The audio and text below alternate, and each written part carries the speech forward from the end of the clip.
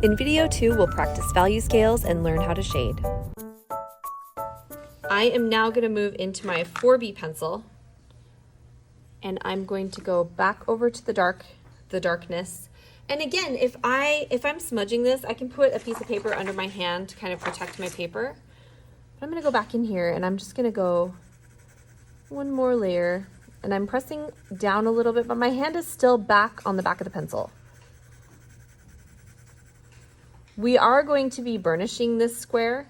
Does anybody know what burnishing means? Burnishing is layering to the point that the graphite presses into the paper so much that you cannot add any more pigment. So it gets kind of shiny, and it's the darkest that you can go. And once it's burnished, you can't do anything else on top of it. Okay. I'm just gonna keep going here a little bit more. And if you guys like to shade in a circular motion, that usually makes it even smoother. But for the sake of showing you how to do this, I'm just kind of scribbling all over the place. There's so many different ways to shade, and I'll show you some of those in this demonstration. Getting lighter and lighter. And you can see it start to get darker. When you're done with that, you're gonna go in with your 6B pencil, and this is where you can really, I'm getting up to these edges because I want this to be a nice sharp box. So I'm actually going in here like this. And then I am just going to, basically to make a value scale, I'm just gonna freehand this. I'm gonna make a box here and a box here.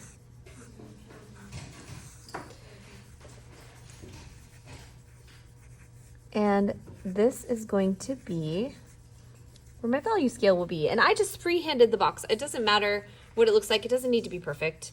What I'm going to do is I'm going to go from light to dark. And if you are left-handed like I am, you might want to start dark on one side. Generally, I think I always go dark on this side and light over here. Because I'm not smudging the dark that way, but you can do it either way. So being left-handed, I start dark over here so that I can kind of bring it lighter.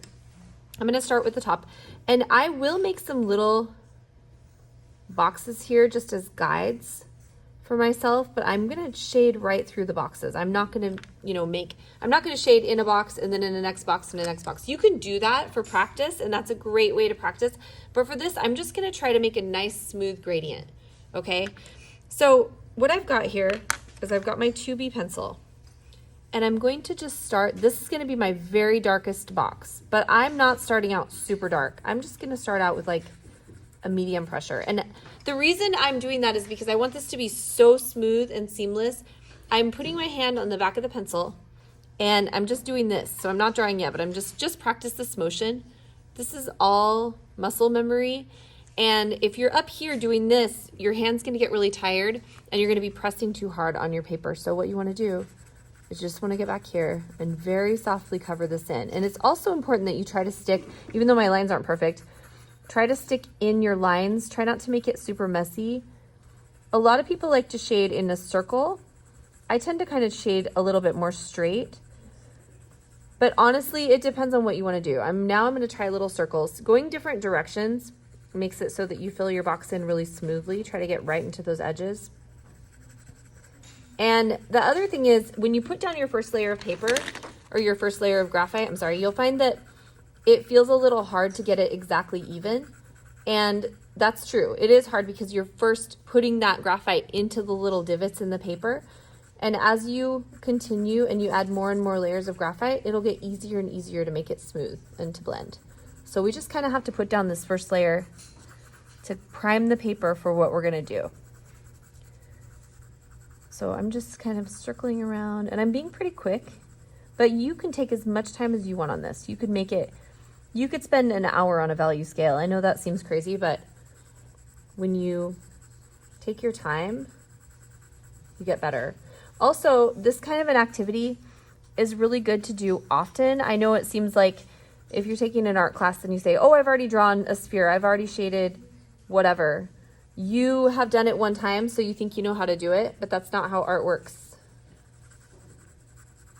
Art only gets better with practice, and sometimes you have to do the same tedious things over and over. So I am just softly covering this. These first 3 squares are going to be the same tone, the same value, but I am going to lighten up a little bit on the last ones. And again, don't press too hard. If you're a heavy-handed person, it might be hard to kind of lay off on the pencil a little bit. But you can do it super soft. And I'm just working on this.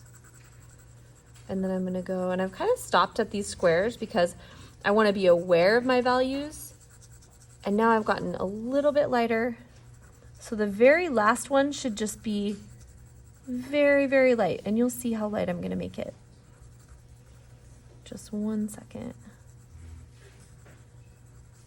And I'm going pretty fast with this because I've made hundreds of these in my life. So take your time. And it gets lighter and lighter and lighter. There's my first layer. I'm going to continue with my 6B pencil.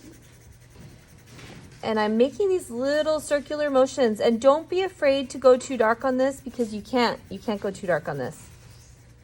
You can be really heavy-handed on this one. But remember the trick. What's the trick with your hand? Where do you keep your hand on your pencil when you want it to be lighter? At the back, yeah. So you're gonna go down here and then you're just gonna keep going. And I am really pressing. And I know you're gonna hear this from me when you're drawing. If you're a person that has really light drawings, anybody a light shader in here? I know there's some people that do that. You're gonna be so annoyed with me because I'm gonna come around and say, more value. I swear, every art teacher, have you ever heard that from an art teacher before? More value. More value just means, value is what makes things look 3-dimensional. So if you are shading a sphere, like for example, this one that we're gonna do.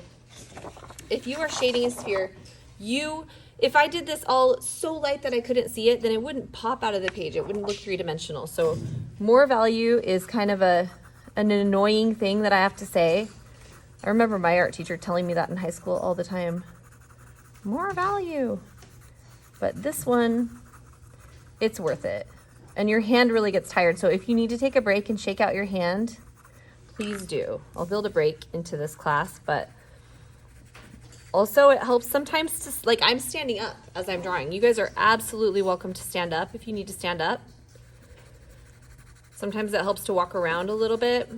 I think we get expected in classes to continue to work on something until we're physically and mentally exhausted, but in art, we don't necessarily do that. Sometimes I have 10 projects going on at the same time, and sometimes I just need to like step away or walk around and look at something from a distance. So if you guys need a little break, don't worry about it. As long as you're not wandering the halls. All right, I'm getting here. So this is like a semi-finished. I'll zoom up.